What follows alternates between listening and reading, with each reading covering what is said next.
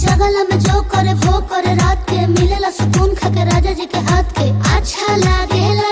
कमर ककरी से भइल काटा हराबा हो गलिया लागेला जान टमा ताराबा हो गलिया लागेला जान टमा ताराबा हो। कहे तोर गया तुझको मैं पावा करना अपने खाला पहले हम के खिया करना तबे भइल बा कमरिया मोर चाह करना तबे भइल बा कमरिया मोर चाह करना चाह करना।